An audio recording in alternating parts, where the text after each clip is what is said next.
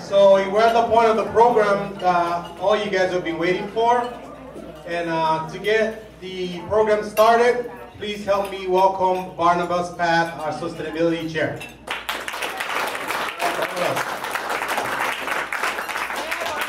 All right, thank you very much. Thank you very much. So I heard Rickson mention my name a couple times, but that's really a lot of BS. How many Sustainability Committee members do we have here tonight? Could you stand up, please? Stand up. Come on, stand up. I'm telling you, we have it's an amazing group of people that have begun working with sustainability for ASHRAE. And I'm just so proud of this bunch. I really did very little. This crowd right here is driving sustainability as a topic in ASHRAE. And I think what it's going to help do is raise ASHRAE's awareness among universities and colleges and attract even more individuals to our organization. So big hand for this bunch right here. All right. And by the way, if you're looking for something to do in ASHRAE, help join us. We have about 16, 20 members already. We've got all sorts of great plans already started for next year. We need a lot of excited and enthusiastic people to help drive this work home. I want to also mention the raffle prizes. We really made a big effort. I joked a little bit about some of the tickets, but I really want to recognize the people who did donate the raffle prizes for the event tonight. That's what helps sustain these monthly events. It's not just these meals. I know these are fantastic, but the raffle prizes really help us do the work here in the association. So please reach out to the people that did donate and make sure you hang around and win your big prize. All right, the topic. So, yes. Where's the money going for the raffle? Why don't you tell us, Kareem? Because I have absolutely no idea. I was just selling the tickets. Well, I think Joe Traffic should tell us. Bill, come on. Somebody stand up and explain Thank it. you, Kareem. This is his And I gave you a hard time about tickets tonight. He did. He gave me a really hard time. I'm telling you. But the important thing here is that every dollar that's put in the raffle during the year goes into the scholarship investment fund.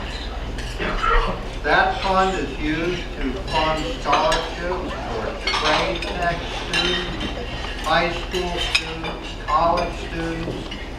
We try to give about $30,000 a year in scholarships, and each year we try to squeeze a little more out. And this year we're having a problem because we're not getting enough applicants.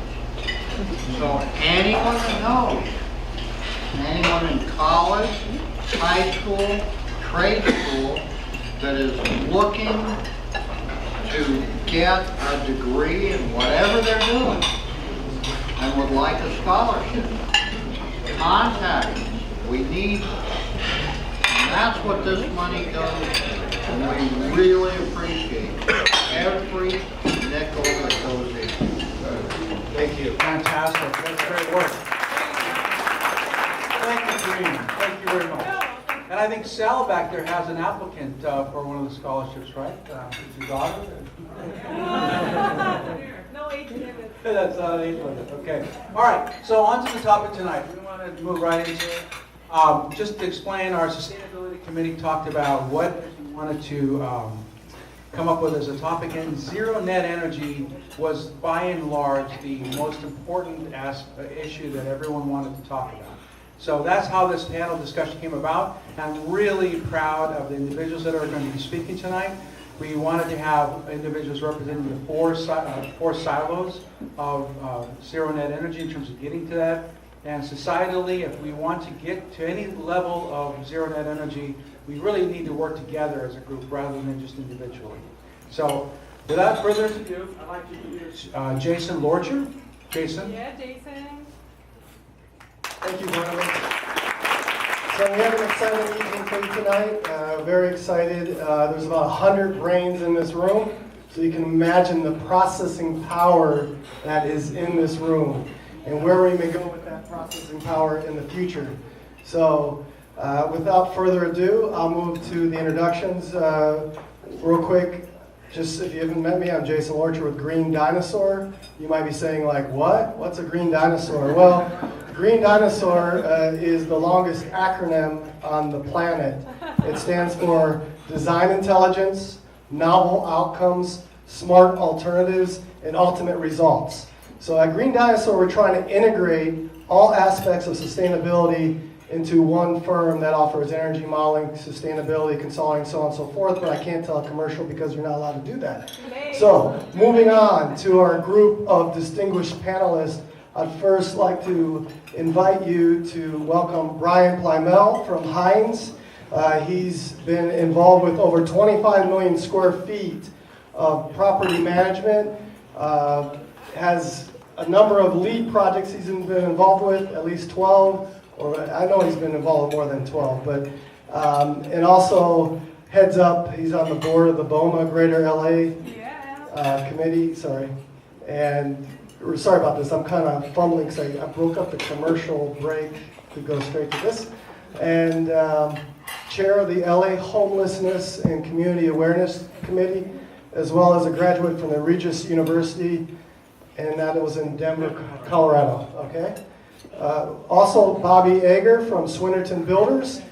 He's actually a BS, MS in structural engineering and heads up Swinnerton's build group that design build looks at life cycle cost, operational cost for all projects. He's also a licensed contractor in California and Florida and primarily works on healthcare projects. Welcome, Bobby Ager. Also with us tonight is Paul Smith from Siemens Industry. Paul works in many diverse projects from federal and large campus experiences.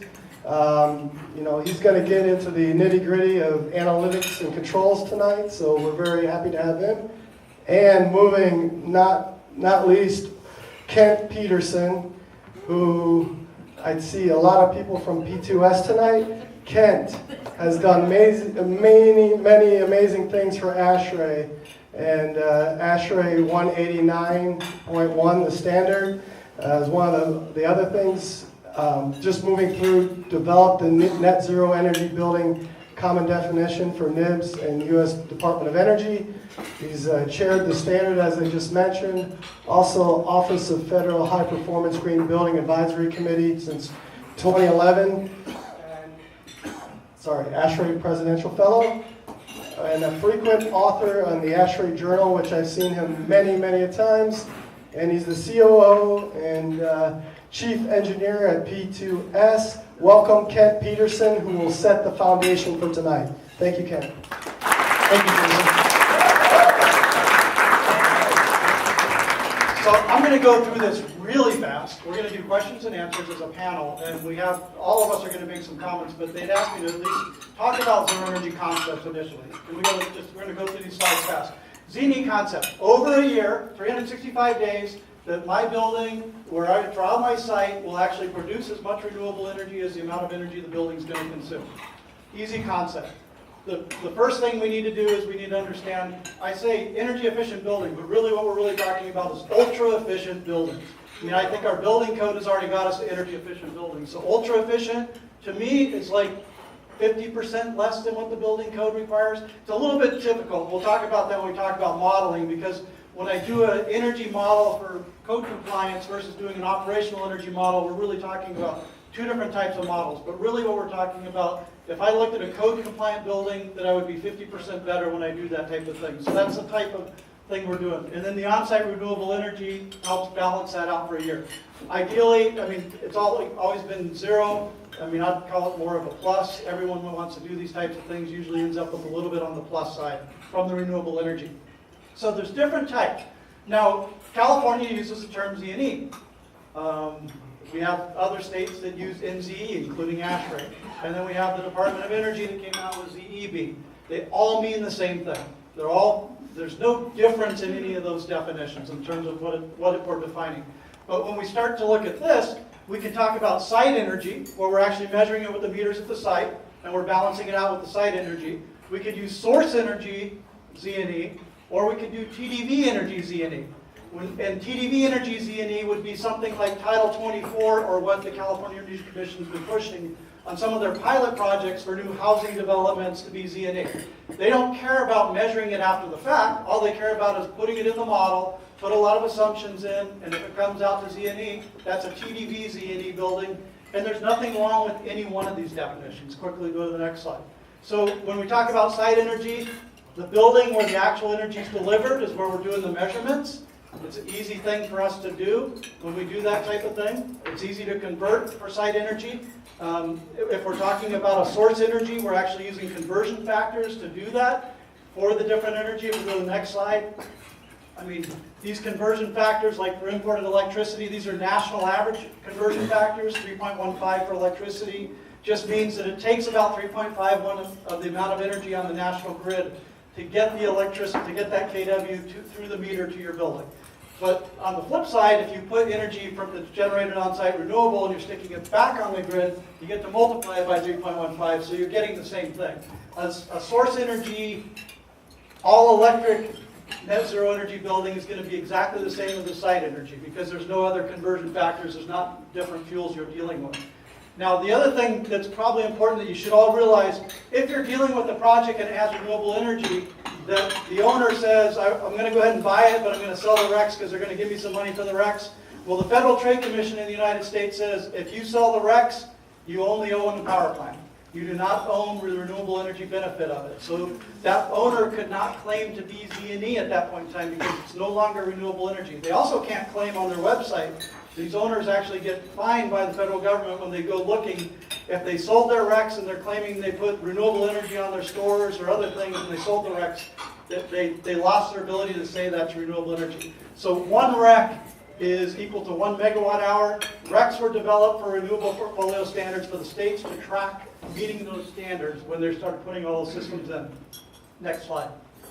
So when we talk about definitions, there's different things that are important. Metrics, the boundary options, and where should the renewables be located. And if we go to the next slide, this is what we came up with the Department of Energy.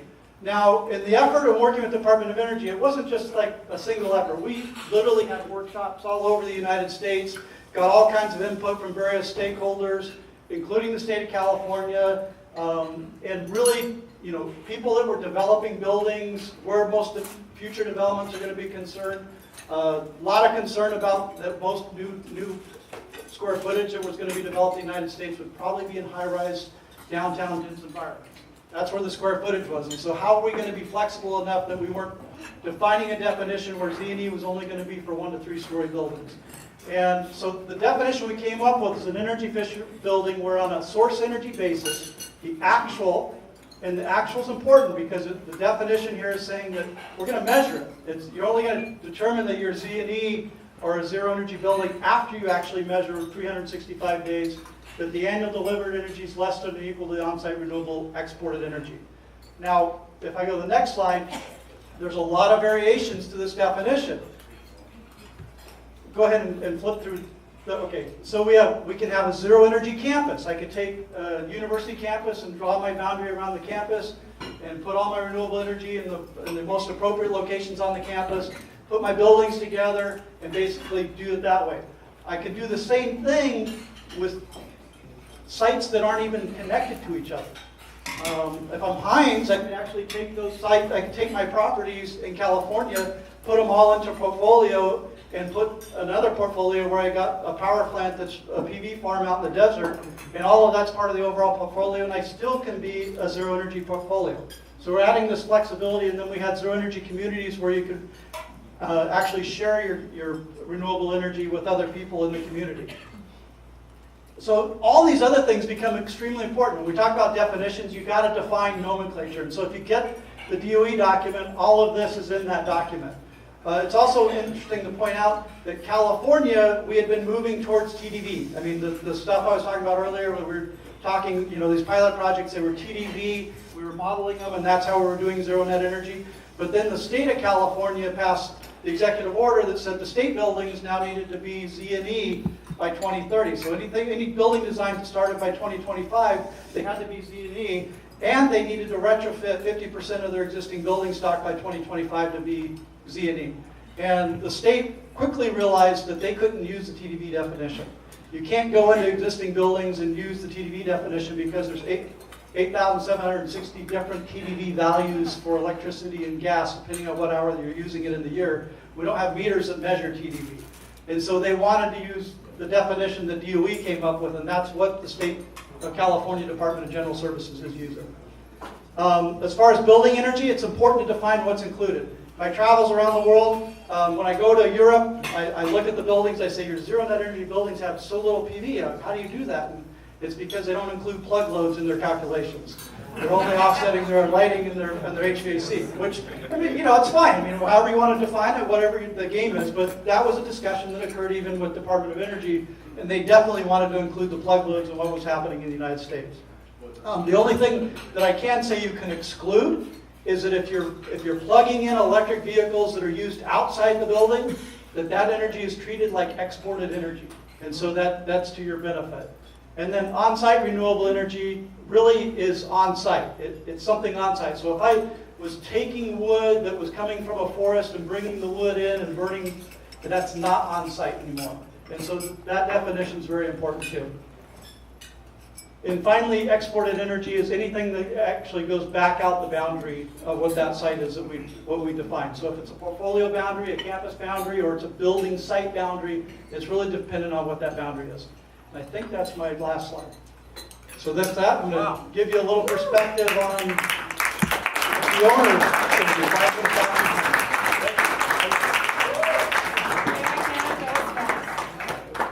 This is my first time at an ASHRAE meeting. Thank you. So I'm here to represent ownership. These are the people who will be or are your clients, and I want to give you what hopefully will give you a perspective on what owners look for in making decisions about their energy efficiency, capital projects, going zero net energy, etc. And the company I work for, Hines, we have about 500 properties around the world. About 80+ million of those are LEED certified. Hines was one of the early adopters of Energy Star and also the LEED program.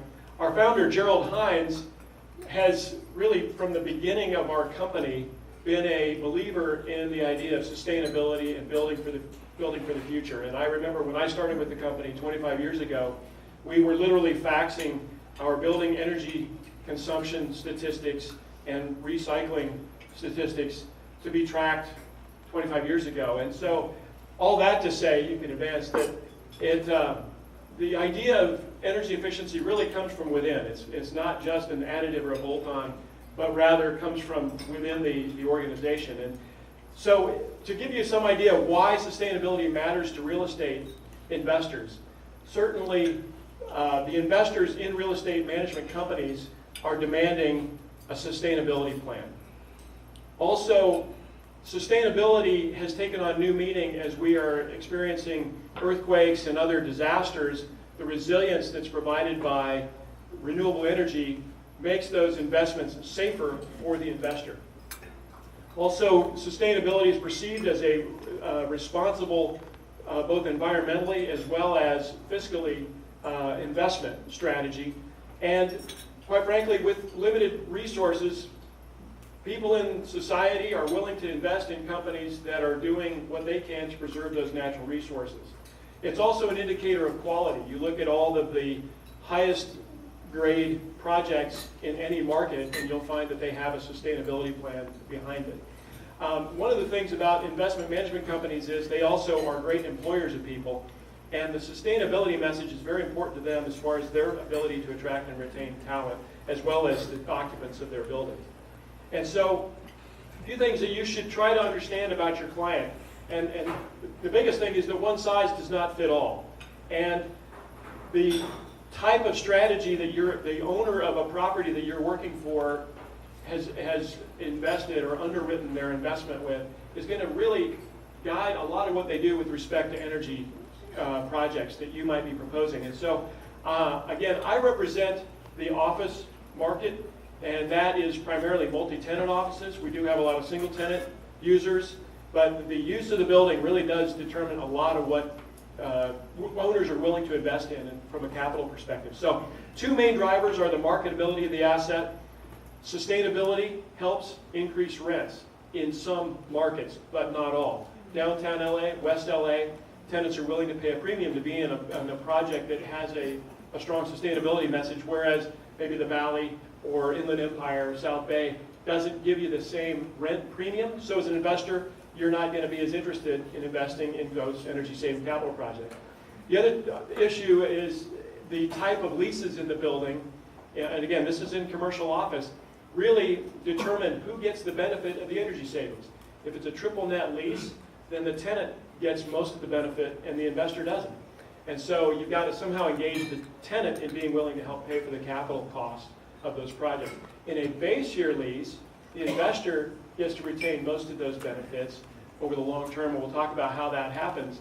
But those types of investments and those types of leases tend to cause the investors to be a lot more interested in energy-saving capital. The second part of the marketing strategy on the asset is to understand what's the owner's hold strategy. Is this a permanent hold? Is it something they plan to sell within 5 to 7 years? And if they are planning to sell within 1 to 2 years, they're not going to be really interested in energy-saving capital projects unless they have a 1 or 2 year payback. So typically, work your way back, and I'm talking simple paybacks. You don't have to get real elaborate with it. Just do the math, energy savings on the capital investment, and that payback period, they want to get it either during their hold period or have it at least prove out so that the next buyer will pay them for an improved cash flow, and so they get their money back that way. So second is the financial strategy of the asset, and all of the real estate people that I've spoken with have a 4 to 7 year target for evaluating energy efficient projects. So if you're under that, you're good to go. If you're in the 4 to 7 range, you're going to have to ask a lot more questions and try to look for more than just one answer in many cases on whether or not the investor is going to be willing to go forward with the project. Two different types of owners. The first, and if you think of the stock market, the income stock, these are more blue chip, and you are basically counting on getting dividends paid to you. Those in the real estate world, those are core asset buyers. They tend to be, you'll see REITs fall into this category. They have to pay out a distribution on a quarterly basis in the form of some form of a dividend or distributions. They don't want us to put any more capital into the project than they have to, and their goal is to maximize cash flow, hence the desire to retain as much of the capital as possible. Lower operating costs can enhance the cash flow, but again, it depends on those leases, whether the cash flow flows to the property or if the savings are going to go back to the tenants, in which case it doesn't help the cash flow. Value creation is the other approach, and those are more what you think of as a growth stock. These are buy low, sell high, and often these investors buy buildings with problems, and some of it is outdated central plants and other mechanical equipment. And so they are expecting to invest capital. They don't have to pay a quarterly dividend. Their payoff comes when they sell. And so as a result, they're a lot more interested in energy saving capital. And so it's really important to find out what the nature of your owner is, because that can certainly help your job get a lot easier. Lower operating costs can help enhance the net operating income, which we'll see in a minute enhances the value when you capitalize those savings, so they get higher returns as a result.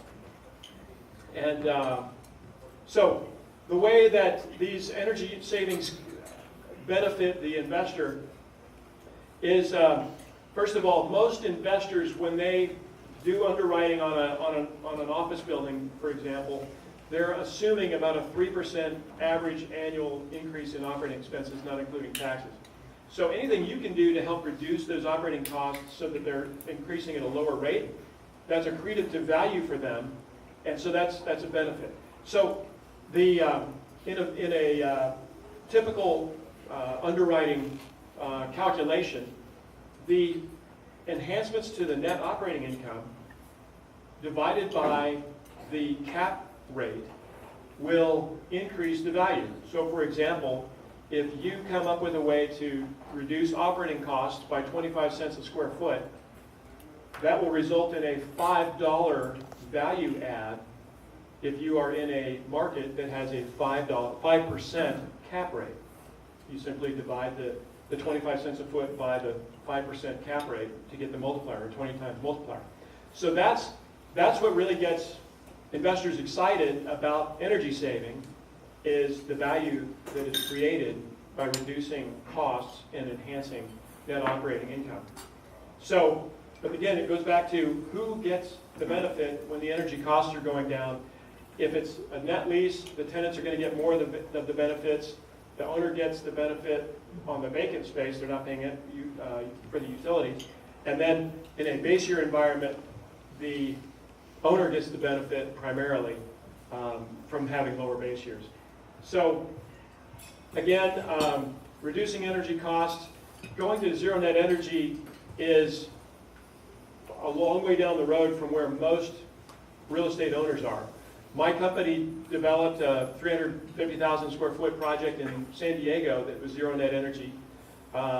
It opened about 6 years ago, and all of the stars had to align in finding the right location, the right tenant, the right climate, the right state, the right everything. But it proved to be a valuable investment for our company and for the tenant that occupied it, who's enjoying the benefits of that. We'll get into some of that in a moment. Again, replacing outdated capital infrastructure can be another entree into energy saving. When you tie those two together, that certainly helps an underwriter look at their property, because most of them, when they underwrite those buildings, they're looking at, I'm going to have to pay X number of dollars to replace a chiller or replace some air handler units. If there's an additional energy saving on top of that, that juices their returns, and they're going to be a lot more interested in spending more money sooner as a result. Rebates and incentives are also very critical to helping achieve those 4 to 7 year paybacks.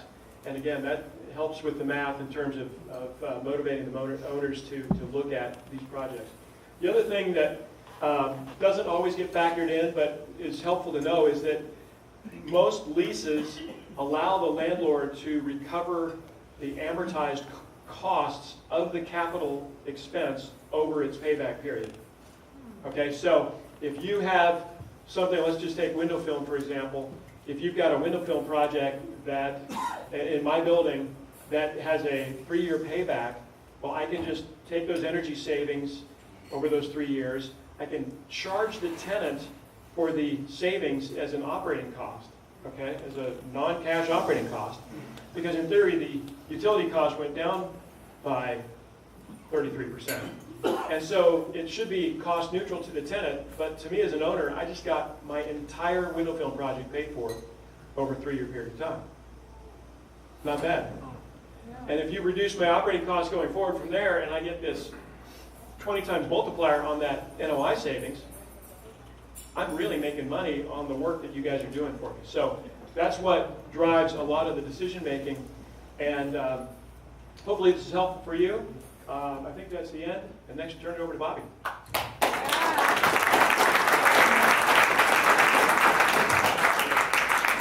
Thank you, Brian. My name is Bob Eager. This is my first ASHRAE meeting. Really excited to be here. Paul invited me about a couple of months ago and told me about the group and its mission and its charter, and just really pleased to be here. So on my slide, what I want to talk to you a little bit about is from the contractor's perspective. For just some of those in the room, Swinnerton Builders, one of the oldest contractors in the state of California. Our license is number 92. And I think the first 91 people, they got it cut in front of the line. Milton wanted to get the license, but we've developed built over 2 million square foot of healthcare space here in California since the early 90s. And healthcare is a core market that I'm involved with. That you guys have heard what's going on in the news and whatnot. It's a very uncertain core market. There's a lot of uncertainty with what's happening with healthcare. And to the point that Brian was making, cost is paramount. So, I have a slide here that just in general talks about how contractors and what we're doing in healthcare, reviewing Z&E projects. You know, the first item to talk about is when we go and sit with an institutional client, which is really 80% of our portfolios, institutional clients, meaning we're doing projects for cash-heavy, operating cash, HCA, Providence, Kaiser. These are not debt financed, or, you know, these are basically, we've made money, we're going to go build a project. And when you look at it that way, every client's different. Some clients are looking to build a building that serves a use for 5 years in their master plan.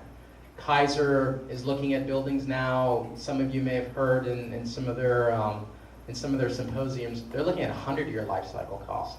So when you're looking at a building and you're looking at it from a 100-year life cycle cost, that building's going to serve that community for 100 years, it starts making sense to look at Z&E.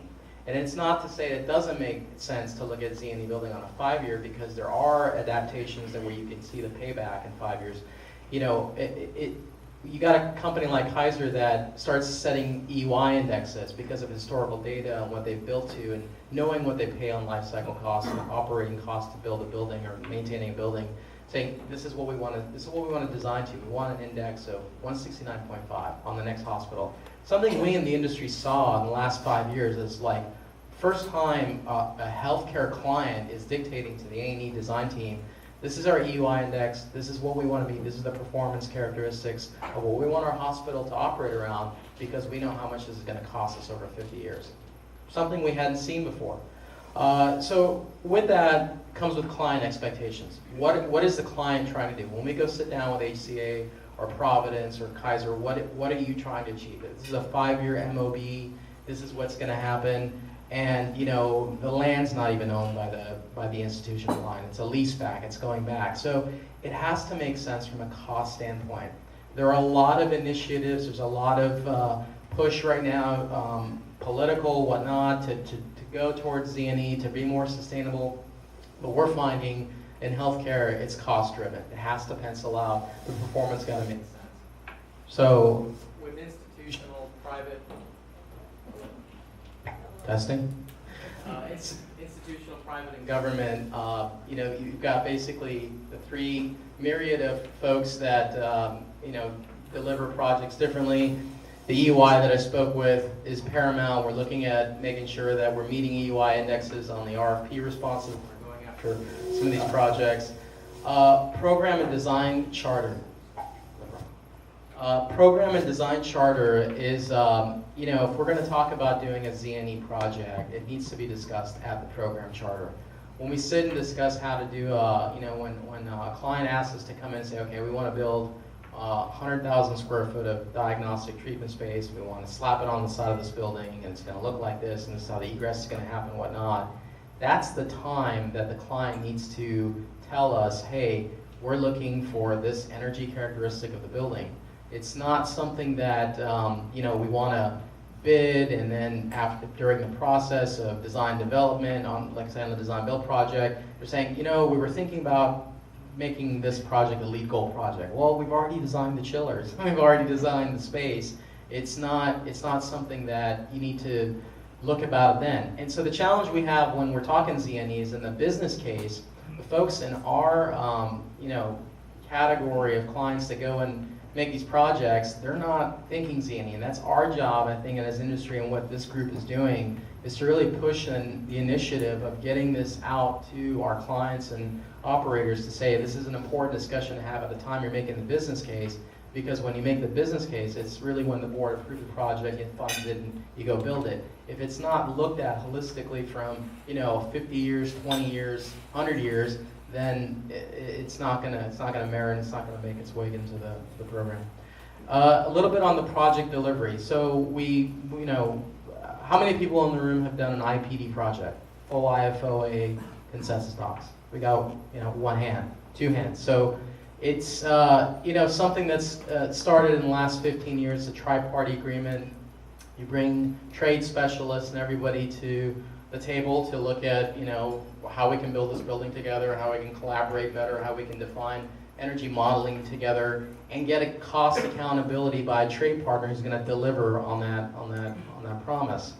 The design, bid, build approach is probably on the other side of the spectrum, not really the most ideal way of delivering a Z&E project, because what's going to happen at that point is a designer is going to get hired first. They're going to come and design the entire program. They're going to try to meet a certain performance or criteria that the owner set forth. They're going to put it out for the street, and there might be a Z&E requirement. There might be requirements to meet a certain category of, a EOI or whatnot. It's going to hit the street, and by the time it hits the street, everyone who's going to bid on the project is going to think about one thing. Does anyone know what that one thing is? Money. Thanks, make it up. How are you going to deliver the project the cheapest way possible? So we're already looking at, I'm not just, here's the playbook, but done hard bid. So we're going to look at here's the substitution request form. Here's the chiller that's spec'd. Our strategy is we're going to price it like this, and it's saying or equal, and giving us a protocol for how to do a substitution request, and we're going to come in with like this chiller or this thing or that thing. That's not really a way to approach if you're truly trying to do a Z&E. And like my other colleagues have said, pushing the envelope of Title 24 on steroids, because this is a zero net energy building, and that you're not, you're creating energy so you have to have a design charter that employs the community come together and design that together and build that. So those are really basically the things I wanted to touch upon. Thank you for having me, and I wanted to just pass this on if you can.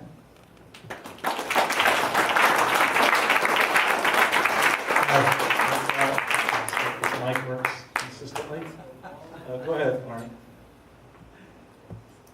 So the first slide, I just want to say from an automation standpoint, Z&E automation is an important piece of the process. So you can kind of summarize what your mantra might be for Z&E right here: reduce, produce, procure, and monitor.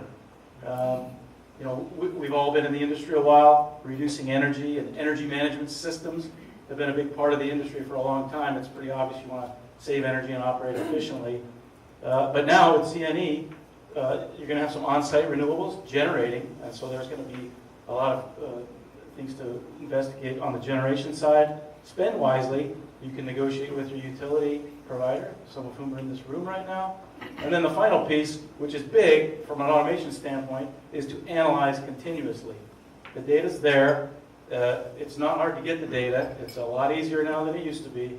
And so once you have it, I'll show you a couple of slides about what to do with it. There are challenges. We've already heard some of the challenges from the community, the construction community, design, all throughout the process. These are in no particular order. So just for fun, I can start from the bottom here.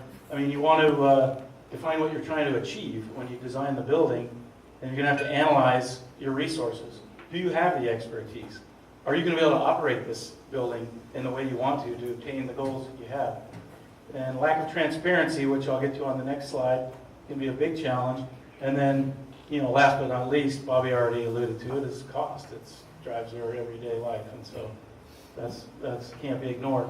So when you're putting together a program to design the Z&E facility, you've got different stakeholders in a larger organization, like we heard from earlier. You've got senior leadership, procurement, you got IT, you got facilities management, and you got sustainability folks. And they all have a different agenda, they all have a different objective, and so sometimes they're at odds with one another. So it's inherent upon all of us in here to be good communicators and understand the overall goal of the project, but yet satisfy the different stakeholders. Because in reality, they do have pretty much the same common goals. It's on the right. They just want to get to the Z&E level that's been set. So here's an example. Throughout, energy management systems being in buildings, I took a graphic from a client we have. This is not an air handler, this is not a chiller, this is not a VAV box, this isn't what you would typically see on a building management system. It's an electrical single line diagram. So this kind of gets back to the point that, I know you can't see it in the back, but trust me, it is. I can't hardly see it from here. But the point is, the data's there. Whether it's electrical data, whether it's data from the generating that's going on with solar, PV, wind, fuel cell, what have you, and then the consumption from the HVAC mechanical systems and the lighting loads.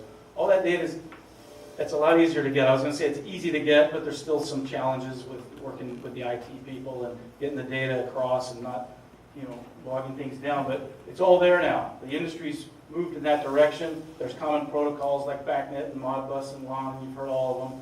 So automation can capture all that data and present it and show it.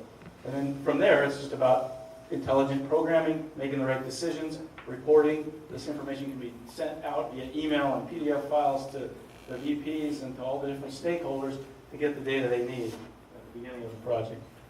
And then finally, this is just some stolen graphs from some clients we have where, everybody wants to lower their energy. The blue line is the goal. The blue line is the goal. Their energy intensity, BTU per gross square foot per year. And you can see, in this particular case, the client is doing a good job.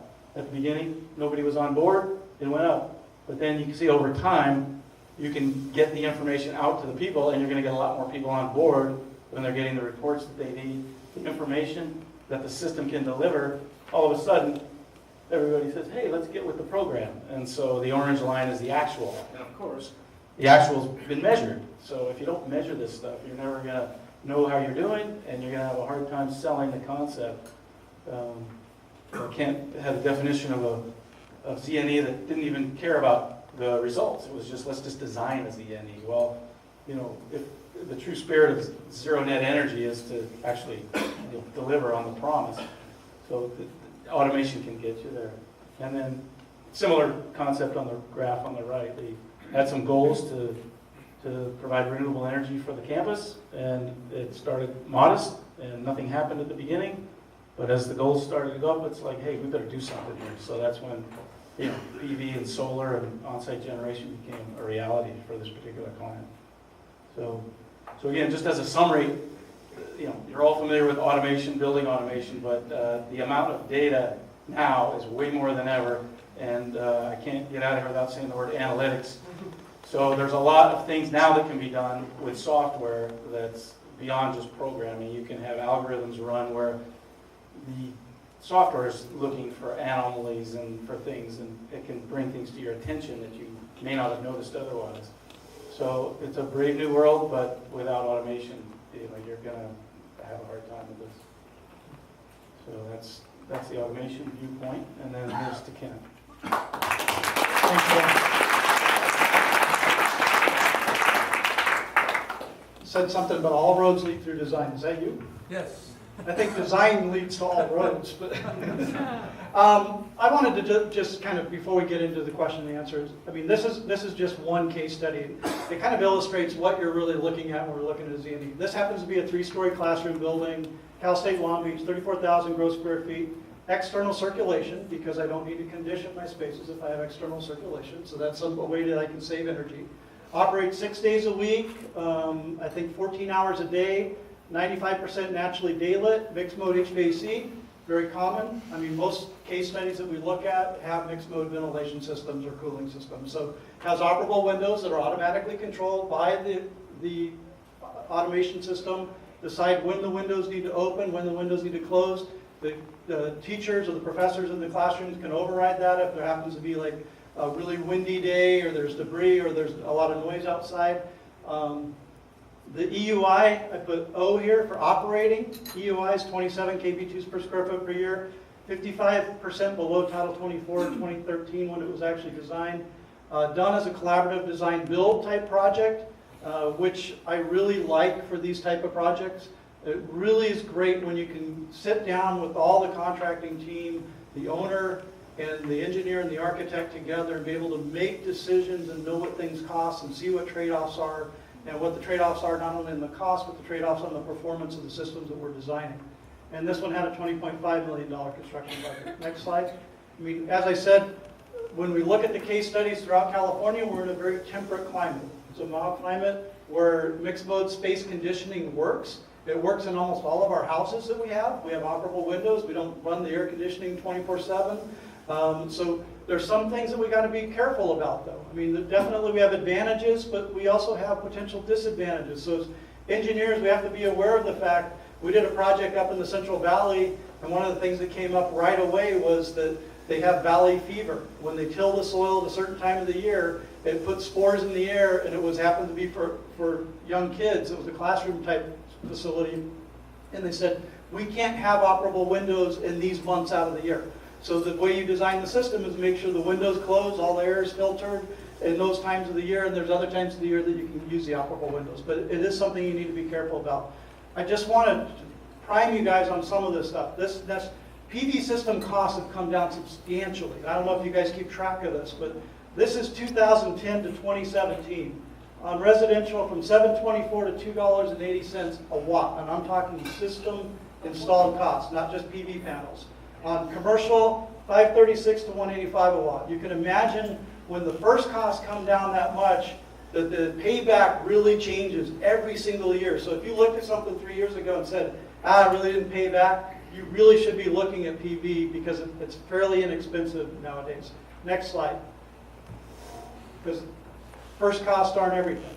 So in California, we have the California Renewable Portfolio Standards, eligible generation. Right now, roughly 36% is coming from solar in California to meet our renewable portfolio standards. A lot of the whole zero net energy building and all that stuff was all generated on the basis that we would be putting PV on the building sites. But there's a lot of utility grid PV going on. And we currently are sitting at about 30% of our 33% goal for 2020. In 2030, the 50% goal. This has ramifications on everything we design in the future. So we got to be aware of what's really going on out there. Next slide. You've probably heard of the duct chart. This is a Cal ISO duct chart. So ISO is the independent system operators. What this is a net load profile that's been done for the state of California, and it is subtracting from the load what I call the renewables, which would be your wind and your PV, and it gives you this net curve. And this is what's happening and what they're predicting is going to happen. So why there's been discussion, if you're not aware of the fact that the investor-owned utilities are now wanting to shift the on-peak period from 5 to 9 p.m. and not be from noon or 11 to, depending on what part of the state you're in, 11 to 5. They're doing it because of this. This ramp of 13,000 megawatt hours that are being forecasted, that's going to happen in a 3-hour period. And this is all about batteries, it's about storage, it's about other types of flexibility in the grid. How do we make our grid so it's more reliable? So what we used to do in the past when we looked at renewable energy systems, and most of you aren't electrical, but those of us who deal with renewable energy, it was always about put those renewable panels, get them on a south exposure, get them at the right angle, and you're going to get the most kilowatt hours out of the year. The designs now are changing. They're saying, no, maybe I should be putting it on the east and west exposures at a 10-degree angle, and I actually get the power throughout the day when I need the power, and I'm not generating my peak power when this belly curve is occurring, where power is going to be cheap, so cheap that in some cases they're actually going to have to pay to put the power on the grid. I mean, it's kind of silly on what's happening in all this, but it just means that things are changing. So if you sold a job, I mean, there are a lot of jobs. There's a developer up in Northern California that was building zero net energy cost buildings. And even though they weren't zero net energy buildings, they're zero net energy cost buildings because they're putting a lot of PV and they're generating it during the on-peak period. They were exporting it, and they were doing very energy efficient tilt-up concrete buildings. But I cautioned them and said, be very careful because in the future, the rates could change. The time of age could change. And certainly, we're seeing all of that happen. So when we look at the life cycle costs, that's an important thing. I think we're ready to go, right? Nope. Oh, one last thing. I think, should be diligent and know what's happening in our state. So as I said earlier, the only thing that really has been mandated by executive order is that the state buildings go to zero net energy. There's big, bold goals in the state of California that we're going to go to, all buildings by 2030 need to be Z&E. That's not mandated. Our Title 24 right now is driven by life cycle costs. And if the life cycle cost isn't there to be there, then it won't go that direction the way it is today. These are bills for zero emission buildings that are being considered right now at the state legislature. So we have AB 3232, which puts a date of 2030 that we need to have all buildings to be zero emission buildings by 2030. AB 3001 is even a little bit more strict. it goes and says by 2022 that all buildings have to be all electric ready. So if you put any type of dual fuel in the building, that you got to put in all the power now to take the natural gas out of the building in the future, and that it directs the California Energy Commission to make Title 24 go to zero energy to match the greenhouse gas emission standards, and don't use life cycle costs anymore in that. And then we have the Zero Emission Building Market Development Act, which this one is primarily just to fund people that want to develop these type of projects. So, I mean, I wear two hats. I wear my engineer hat, I wear my businessman hat, and business is important too in the state. So, you know, we really should be up to speed with what these things are. With that, I think we're ready to go to an open panel. Why don't we bring up the chairs and maybe have the panelists come to the front of the room? I think we're going to stand. Okay. So we can stand. see. Yeah, I agree. Come on up. Jason?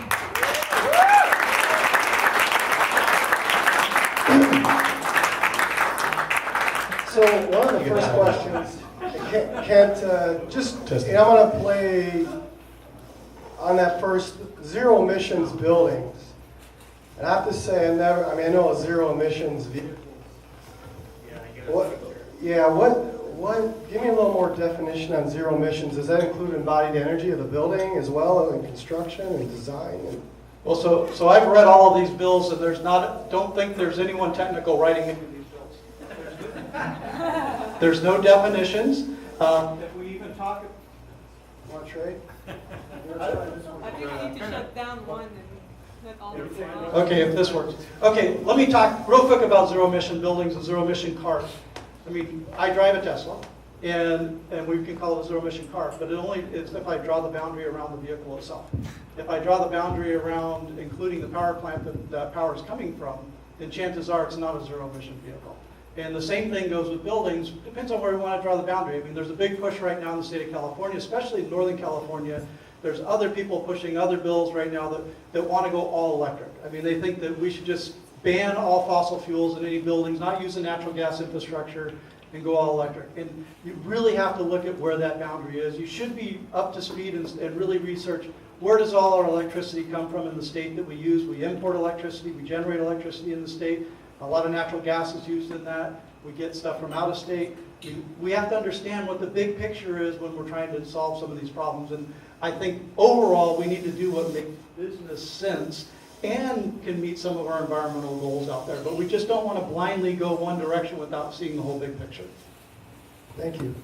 Does anyone, on the zero emissions, that's kind of fashion forward into the future, but maybe more currently, are Z&E buildings feasible? And maybe just start with Paul Smith's. Well, they're definitely feasible, but as every single one of us mentioned up there, it takes a different approach. There's an upfront consultation with the client because there has to be clear expectations throughout the process. Cost, is a factor, but also planning's enormously important at this stage. Yeah, I completely agree. I mean, from a contractor standpoint, we wish all the buildings were Z&E, but we always have to listen to our client's expectation and really look at how they define value, which is really the key. Sometimes we think we can bring the value, or the design team can bring the value, or there's a different value incentive definition, but it's really what the clients define as value, and if they want to go drive the initiative. Yes, I would say Z&E is definitely feasible from an ownership standpoint, and within our organization, our conceptual construction group that does all of our development looks at each project to determine whether it could be zero net energy. And again, it goes back to the factors of where it's located, what the climate is, what the state environment is, what the utility environment is. All those factors have to combine, and then the user has to make sense as well. Multi-tenant office building is going to be a real challenge, but a single-tenant user where you've got full occupancy is a lot more predictable and it can make some sense. Our deal in San Diego, I was telling you about, actually it was about 400,000 feet, but the state and federal subsidies pay for about half of the cost up front. The tenant agreed to pay for the cost of the differential on the biogas fuel cells that we put in the building. They were then able to generate about a $400,000 a year utility savings, which paid for the remaining costs over another, let's say, 5 years.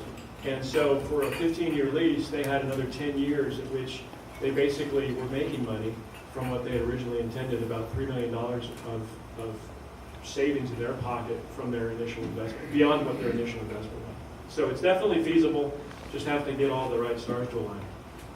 Yeah, I think from a life cycle cost, it is feasible. I think if we separate out what I said is really ultra efficient buildings that we see today with really good integrated design teams and good ownership that's part of that, that you can do an ultra efficient building at no added cost.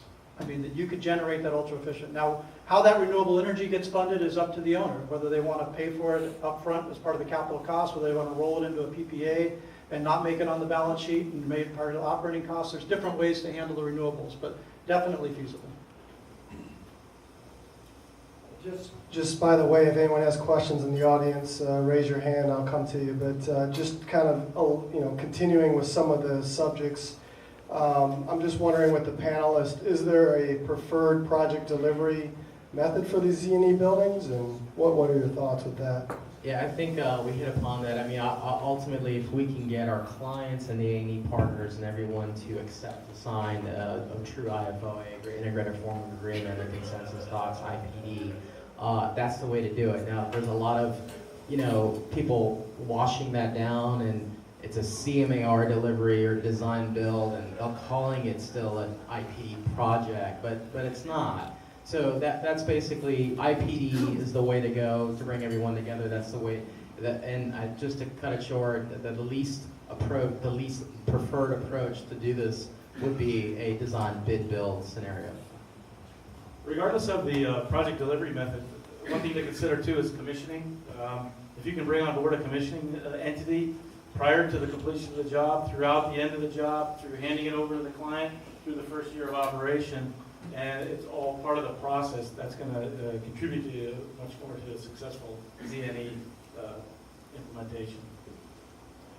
Yeah, and not to be a total contrarian, but different investors, different real estate companies are going to have a different approach, and there are a lot of very good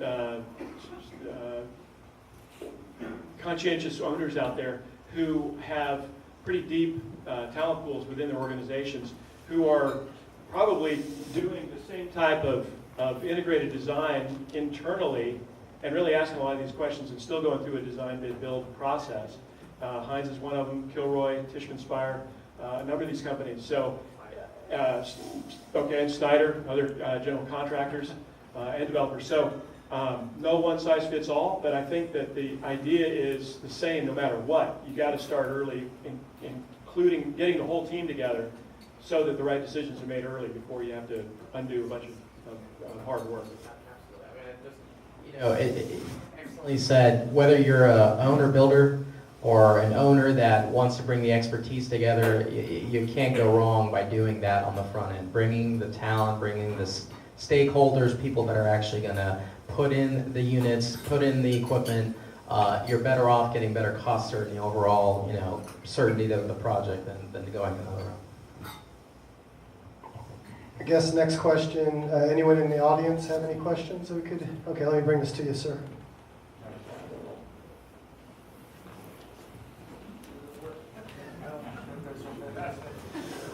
This relates to Ken, what you were saying. Now, does the energy have to be produced at the site, or could, for example, a guy buy a parcel of land out in the country?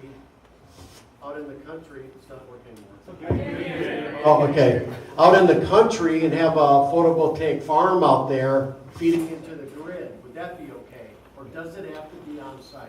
So the definitions that we developed for the Department of Energy, which have now been adopted by the California Department of General Services, have the flexibility to do portfolio Z&E. And the state, as they're implementing their retrofits on their existing stock, is definitely using the portfolio metric, meaning that they're taking their buildings up in Sacramento and they're buying land and building PV farms out in the desert, and they're putting it all in one big portfolio, and that's how they're meeting that requirement. So we have to think that way, because if we're doing dense developments in downtown San Francisco or downtown LA, we're not going to get all that PV or renewable energy on the building site. It's just not going to occur today. We don't have the technology. So we have to have that flexibility. Now, a lot of you probably know Steve Taylor and I are really good friends, and we argue a lot about these things, because Steve will argue, The only important thing is to have an ultra-efficient building. We shouldn't even put PV on buildings. I mean, and he's probably right, because when you look at the cost data I showed you, utility grid PV is the cheapest PV we can install. So why are we wasting our time putting PV on buildings here and there, all these different places? Why don't we put more on the grid? Why don't we put it where we put our batteries on the grid, where we can kind of control what's happening? I mean, when we start to do it in so many different individual buildings, it has its own setbacks. And I think we're starting to see what some of that is today, and we're throwing it back on the consumer and saying, okay, now you deal with it. You go get batteries, and you get battery storage, whether we're talking about a university campus, we're talking about a building that might have invested in PV. Now they're looking at how to get that paid back. So, but to answer your question, where we define the boundary, and there's flexibility in how you define that boundary. The PV needs to be within that boundary. I think I'm next. Greg Collins with Zero Envy. So we specialize in energy modeling. And I have a kind of a two-part question, I think mostly for Brian with Heinz, but everybody feel free to chime in. So it was great to see your slides, and I'd actually love to get a copy of those for later, but it's great to see that you're incorporating energy savings into your financial models and cash flow analysis. So I'm wondering where are those savings usually coming from? Are those being, are you using like Title 24 calculations during design or some other method? And then the other part of the question is how the other parties that you're working with, like banks and financiers, maybe appraisers on, providing valuations of the properties, whether they're, understanding all of these concepts. So you can speak to those two things, I'd appreciate that. Certainly, thank you, good question. And first of all, I just want to say I really appreciate being in a room with so many smart people. So thank you. And also I really want to recognize the diversity in the audience. I really have seen this industry grow and develop in that, and it's hats off to all of you. I think we are really in a people business when you get right down to it. So back to your question, what drives a lot of these things? It really does come down in many respects to what's going to attract people to want to work in these buildings. And so sustainability means a lot of different things to different people.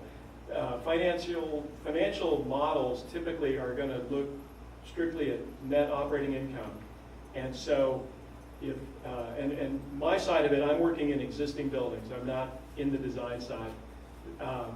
But in either case, you put together a financial model that's based on rent and operating expense assumptions. And so if you can bank some known savings from an energy saving project, for example, window film project we did on a single pane glass multi-building campus, was just waiting to have window film installed, wound up generating a $400,000 per year utility reduction.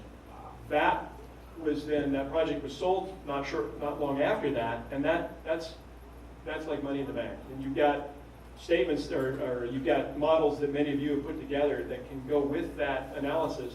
And then it becomes a matter of which buyer is going to give you the credit for those energy savings. And so if you've got it in an operating report for the last 3 years, they're going to buy it.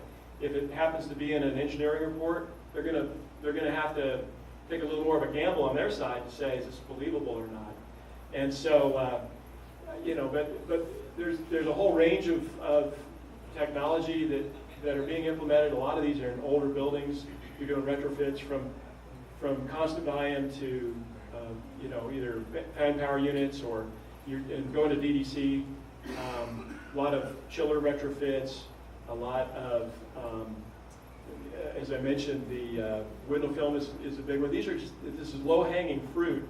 And what I've seen is the horizon has actually gotten longer now, where it used to be, we want to see this money paid back in 3 years. Now investors are saying 7 years.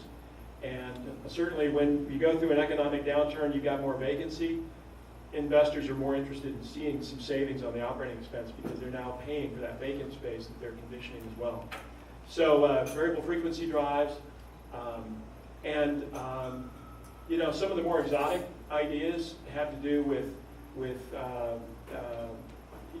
they're out there, but certainly something like fuel cells really works in certain circumstances, and some investors have done it. We've seen J&B, for example, in Century City, they put a solar farm on top of their parking structure, and they put in loom boxes outside. And so, again, hopefully that gives you some idea of what's working and how it's working. Yeah, that's great. Thank you. Okay, you're welcome. One quick question for the panel. I know, Kent, you ISO the duck chart at the end there.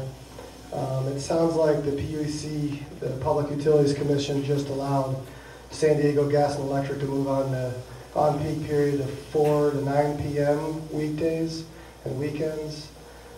This is likely to be approved for SoCal Edison and PG&E in the future. Can you comment on why this is happening? Well, I think the ISO curve kind of speaks for itself in terms of what's happening. They've made their case. San Diego Gas and Electric was allowed to change their rates on December 1st of last year. Probably what's more important as part of that question is how does that impact people with PV systems? Whether I'm going to get ready to install a PV system today and I'm on the new rate, whether I was on net energy metering 1.0 or net energy metering 2.0, I mean, it depends on what I actually do.